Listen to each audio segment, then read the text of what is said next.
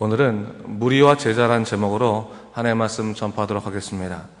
어제 우리는 오병이어 이적을 통해서 인간이 추구하는 복이 무엇인가라는 어떻게 보면 복의 정체에 대해서 알 수 있었습니다. 오늘도 어제 이어지는 부분입니다. 예수님께서 사람들이 자신을 임금으로 삼고자 하는 것을 보시고 무리를 떠나 산으로 가셨습니다. 하지만 오병이어의 이적을 체험한 사람들은 그 황홀한 신비감, 경험을 잊지 못했습니다. 그래서 그 다음 날에 다시 주님을 만나기 위해 갈릴리 주변을 헤매고 있는 것을 볼 수 있습니다. 오늘 본문을 보면 우리가 잘 알 수 있듯이 예수님을 따르는 사람들에 대해서 성경은 크게 두 가지 용어를 사용하고 있는 것을 볼 수 있습니다. 하나는 제자고 또 하나는 무리입니다. 둘 다 예수님을 따르는 사람들이고 주님을 갈망하는 사람들이었습니다. 하지만 성경은 이들이 결코 같은 부류가 아님을 바로 제자와 무리라는 말을 통해서 확연하게 구분하고 있는 것입니다. 그렇다면 성경이 왜 이처럼 그 사람들을 구별했을까요? 이는 그들의 내면의 욕구의 차이가 분명했기 때문에 그렇습니다. 사실 무리가 주님을 갈망하고 따른 이유는 주님의 말씀 때문이 아니었습니다. 오히려 그들이 주님을 소망했던 이유는 예수님께서 자신들의 삶의 문제와 내면의 욕망을 채워줄 수 있는 분이라 그렇게 믿었기 때문에 주님을 따른 것입니다. 주님이 행하신 이적들, 그 이적들이 계속되는 한 자신들은 형통하고 또한 행복할 것이라고 믿었기 때문에 주님을 따랐던 것입니다. 한마디로 그들의 신앙적인 동기가 하나님의 나라에 있었던 것이 아니라 세상의 형통과 성공에 있었다는 사실을 얘기하고 있는 겁니다. 사실 이러한 영적인 동기는 오늘날에도 우리에게 분명한 교훈을 줍니다. 당신은 왜 신앙생활 하십니까? 이렇게 우리에게 영적인 동기에 대해서 진지하게 지금 질문하고 있는 것과 같기 때문에 그렇습니다. 오늘 본문을 보면 제자들이 배를 타고 바다를 건너가고 있는 것을 볼 수 있습니다. 사실 이 요한복음에는 자세히 기록되어 있지는 않지만 타 복음서를 보면 이 상황이 좀 더 사실적으로 그려져 있습니다. 마태복음 14장 22절에 보면 오병이어 사건이 있은 직후에 주님께서 즉시로 제자들을 재촉했다고 했습니다. 그리고 자기가 무리를 보내는 동안에 배를 타고 앞서 건너편으로 가게 하셨다라고 이야기하고 있습니다. 주님께서 급하셨던 거죠. 즉시로 너희를 여기서 떠나라 말씀하시고 또한 무리를 내가 보낼 테니 너희는 먼저 배를 타고 건너가라 이렇게 말씀하신 것입니다. 그리고 나서 주님께서 무리를 보내시고 난 다음에 기도하러 산으로 올라가셨다라고 이야기하고 있습니다. 주님은 무엇이 급하셔서 제자들을 재촉하셔서 배를 타게 하셨을까? 그 이유는 다름 아닌 주님께서 제자들의 영적인 동기를 세상으로부터 보호하기 위해서였다는 사실입니다. 사실 제자와 무리는 그 숫자로만 비교한다면 상대적으로 큰 차이가 있습니다. 그 숫자만 보았을 때는 그냥 무리를 제자라고만 명하셨다 할지라도 여기셨다만 할지라도 아마도 주님께서는 당시에 가장 부흥하는 공동체를 이끄시는 지도자로 인정받으셨을 겁니다. 그리고 상당한 권력도 누리셨을 겁니다. 하지만 주님께서는 그 숫자에 관심을 갖지 아니하시고 오직 그 심령의 밭, 그 영혼의 중심에 더 관심을 가졌다는 사실입니다. 여러분, 신앙생활에 있어서 영적인 동기와 목적은 상당히 중요합니다. 왜 예수님을 믿는가? 예수님을 믿는 것이 결국 어떠한 목적을 이루는 것인가를 우리가 좀 더 분명하게 생각할 필요가 있습니다. 요리문답 첫 번째가 인생의 목적이 뭐냐? 하나님을 영화롭게 하는 일이다 라고 말하지 않습니까? 신앙생활을 하는 이유는 하나님을 영화롭게 하는 일이고 이 세상 일이 아닌 하나님의 일을 이루는데 그 목적이 있는 것입니다. 그런데 주님을 사랑한다면서 따르는 이 무리라고 하는 이 그룹, 공동체는, 무리는 예수님을 갈망하고 있긴 했지만 예수님 자체를 바라보기보다는 그분의 능력과 치유를 통한 자신의 삶의 회복에만 관심을 갖고 있었다는 사실입니다. 한마디로 그들의 영적인 동기가 하나님 나라에 있었던 것이 아니라 자신의 욕망의 성취에 있었다는 사실을 성경은 얘기하고 있습니다. 그래서 주님께서는 제자들을 이 무리로부터 분리시켰던 겁니다. 자, 그런데 한번 보세요. 오늘 제자들이 예수님의 말씀에 그대로 순종해서 갈 길을 떠납니다. 비록 그들이 머물렀던 자리가 형통과 부러움의 자리였을지 모르지만 예수님이 가라고 말씀하셨기 때문에 그 가는 예수님이 말씀하시는 그 방향으로 그들이 떠난 것입니다.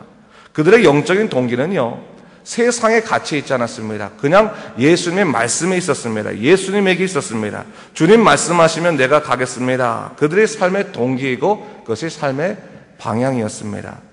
사실 오늘날 교회들을 보면요, 부흥을 말할 때 교인들의 숫자가 몇 명이냐를 얘기할 때가 참 많이 있습니다. 교회 부흥에 이제 얘기할 때 교인 숫자가 몇 명이냐, 교회 재정적인 예산이 얼마이냐, 그런 것으로 인해서 교회의 힘과 교회의 부흥 정도를 파악하는 경우들이 많이 있는데, 근데 여러분, 정말로 교회의 그 부흥의 정도가 교인들의 수하고 재정에 있는 것입니까?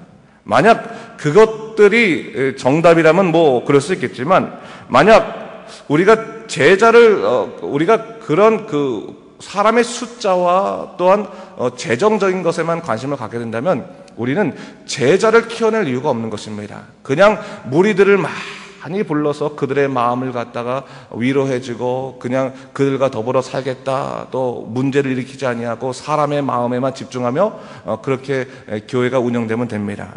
그런데 여러분, 그렇게 하다 보면 결국 하나님이 원하시는, 예수님이 원하시는 그런 교회가 될 수 없는 것입니다.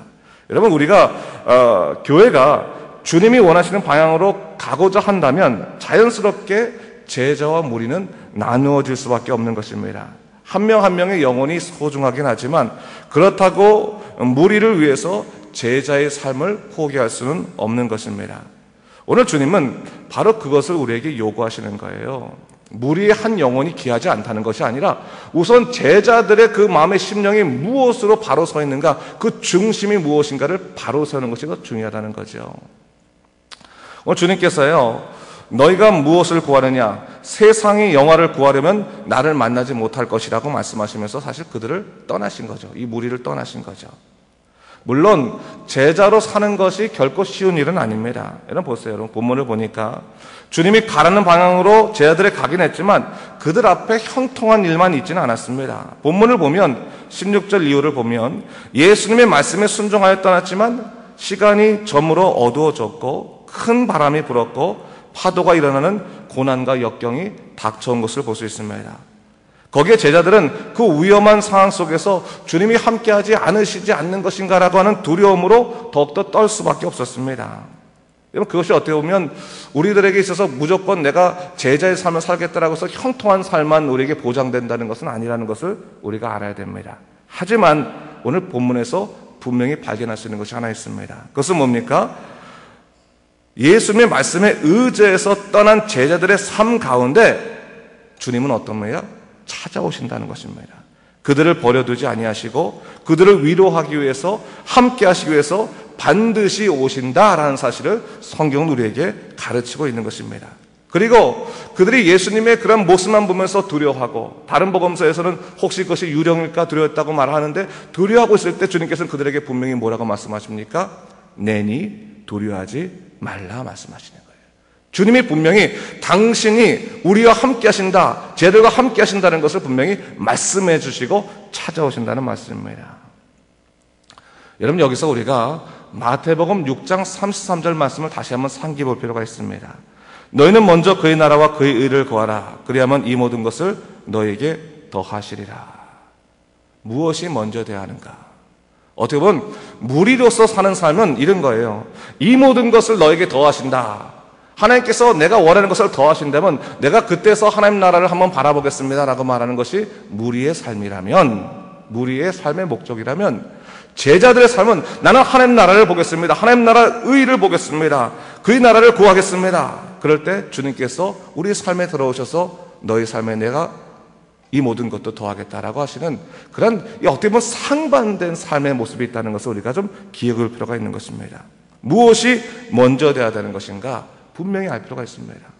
여러분, 우리가 믿음 생활할 때요, 순종, 내려놓음, 포기, 그런 말 많이 하지 않습니까? 그것이 결국 뭐겠습니까?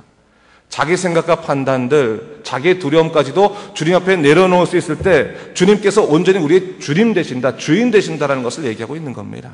그럴 때 예수님께서 우리를 이끄시는 그 삶 가운데 자유함을 누릴 수 있고 용기를 얻을 수 있고 위로를 얻을 수 있음을 우리가 분명히 기억해야 되는 것입니다. 우리가 내려놓지 않으면서 아직까지 하나님께서 나를 도우지 않는다라고 두려워하는 그런 모습들은 주님께서는 네 손을 놔야지만 내가 네 손을 붙잡지 않겠느냐라고 말씀하는 것과 똑같습니다. 오늘 본문이 바로 그것을 얘기하고 있는 겁니다. 자, 오늘 우리가 주님을 따르는 그런 믿음의 삶을 살아가고 있는 것인가, 정말 제자의 삶을 살고 있는 것인가, 아니면 무리의 모습을 갖고 있는 것인가를 돌아볼 필요가 있습니다.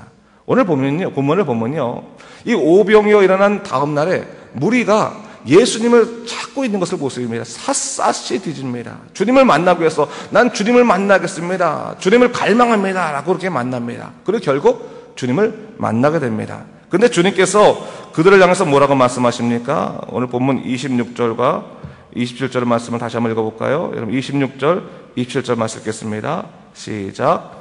예수께서 대답하여 이르시되 내가 진실로 진실로 너에게 이르노니 너희가 나를 찾는 것은 표적을 본 까닭이 아니요 떡을 먹고 배부른 까닭이로다. 썩을 양식을 위하여 일하지 말고 영생하도록 있는 양식을 위하여 하라. 이 양식은 인자가 너희에게 주리니 인자는 아버지 하나님께서 인치신 자니라 했어요. 예수님께서 나는 예수님을 만나겠습니다, 갈망하겠습니다 라고 찾아온 이 무리에게 말씀하신 것이 뭡니까? 너희가 정말로 나를 따른 이유가 뭐겠느냐? 너희가 나를 따른 이유는 표적을 본 까닭이 아니라 떡을 먹고 배부른 까닭이다 라고 말씀하셨어요. 표적이라는 것이 뭡니까? 어떠한 하나님의 큰 역사를 통해서 하나님 자체를 바라보게 되는 것이 표적 아니겠습니까? 그분의 뜻을 바라보게 되는 것이 표적 아니겠습니까? 너희가 하나님을 바라보지 아니하고 하나님의 뜻을 바라보지 아니하고 단지 너희가 배부르고 너희 문제 해결됐다는 그 이유 때문에 나를 찾는 것, 그것이 바로 너희들의 신앙적인 동기다. 거기서부터 무슨 하나님과의 진정한 만남이 있을 수 있겠느냐, 그것을 얘기하고 있는 겁니다. 오늘 우리가 이 예수님의 말씀을 좀 곰곰이 생각할 필요가 있습니다. 여러분, 인생의 자유함이라고 하는 것은, 정말 우리의 삶의 자유함이라고 하는 것은 예수님을 진정으로 만났을 때 그 복음의 놀라운 진리가 우리 삶 속에 들어왔을 때 정말 이전에 누리지 못했던 큰 은혜를 누리게 되는 겁니다. 그저 내 삶에 부족한 것이 하나하나 해결되는 것만으로서 하나님을 찾으려고 한다면 어떻게 보면 우리는 더 깊은 경지 속에서의 예수 그리스도의 만남을 포기하고자 할지도 모릅니다. 오히려 내려놓았을 때, 오히려 주님에게 모든 것을 내려놓고 주님만을 구했을 때 우리는 더욱더 그 끝인 하나님의 역사를 누리게 되는 것입니다. 그러면서 오늘 본문을 보세요. 한 가지 이 무리가 갖고 있는 또 착각을 보게 됩니다. 예수님께서 뭘 말씀하셨습니까? 너희가 썩을 양식을 위해서 일하지 말고 영생을 위하여 일하는 양식을 위해서 일하라고 말씀하셨어요. 그랬더니 28절 말씀에 이 무리가 뭐라고 묻습니까? 우리가 어떻게 하여야 하나님의 일을 하오리까? 무리는 예수님의 그 말씀을 뭐라고 하냐면, 그러면 내가 예수님을 따르고 싶긴 한데 그럼 내가 무슨 일을 해야지 만족하시겠습니까? 라고 묻는 거예요. 내가 그럼 무슨 어떤 행위를 해서 만족시켜 드리겠습니까? 말씀하시면 내가 그 일을 할 테니까 그 다음부터는 나를 좀 챙겨주세요 라고 얘기하는 겁니다. 그랬더니 주님께서 뭐라고 말씀하십니까? 오늘 본문을 보니까 29절에 뭐라고 말해요? 예수께서 대답하여 이르시되 하나님께서 보내신 일을 믿는 것이 하나님의 일이다 라고 말씀하셨어요. 너희가 무엇인가를 함을 통해서 너희가 계획해서 요거를 하게 되면 하는 게 기쁨 되겠죠 라고 말하는 그것이 참 기쁨이 아니라 너희가 진정으로 영으로 나를 믿는 것, 성령의 사람이 되는 것, 성령으로 살아가는 것, 정말로 참으로 너희 마음 깊은 곳에 내가 너희를 다스리는 것, 바로 믿음이 하나님의 일이다 라는 것을 얘기하고 있는 거죠. 이건 정말 중요한 얘기입니다. 여러분, 오늘날 우리가 정말 하나님의 사람이 어떻게 되겠습니까? 그렇다면 예수 그리스도의 십자가의 만남 없이 그저 열심히 봉사만 한다고 해서 하나님의 사람이 될 수 있을까? 그것은 아닙니다. 그 이전에 중요한 것이 있습니다. 영으로 주님을 만나는 것입니다. 죄인임을 고백하고 주님께 회개하고 온전히 주님의 놀라우신 약속들을 그리고 주님의 성령을 초청하고 성령과 더불어 동행하고 그런 모든 삶의 역사, 영의 역사 자체가 사실은 우리가 그리스도의 제자가 되는 삶이라는 것을 우리가 기억해야 되는 것입니다. 성령께서 여러분을 붙드십니다, 여러분. 기억하시고, 오늘도 성령께서 여러분을 붙드셔서 주님, 무리의 생각을 갖고 사는 삶이 아니라 제자의 삶을 사는 삶 되게 도와주시옵소서. 정말 내 삶 속에서 두려움을 이겨내고 정말 주님께서 나를 이끄시는 그 놀라우신 약속의 능력으로 살아가는 믿음의 삶 되게 해주십시오. 그럼 기도하시 바랍니다. 기도하실 때 성령께서 여러분을 붙드시고 오늘도 능히 두려움 없이 살게 하시는 놀라운 역사를 허락해 주실 것입니다. 이 믿음을 사신 여러분 되시길 주님의 이름으로 축원합니다. 기도하겠습니다. 주님 감사합니다. 오늘 하나님께서 우리 말씀을 통해서 또한 정말로 믿음이 얼마나 중요한 것인지, 또한 제자의 삶이 얼마나 중요한 것인지를 또 다시 한번 우리에게 보여주십니다. 때로는 우리 삶에 답답하고 어려움이 있지만 그 어려움을 넘어서서 예수를 만나는 귀한 역사를 허락하시고 그 예수님과 동행하는 믿음의 삶을 살아가도록 주여 우리를 이끌어 주시옵소서. 감사드리며 예수님 이름으로 기도드립니다. 아멘.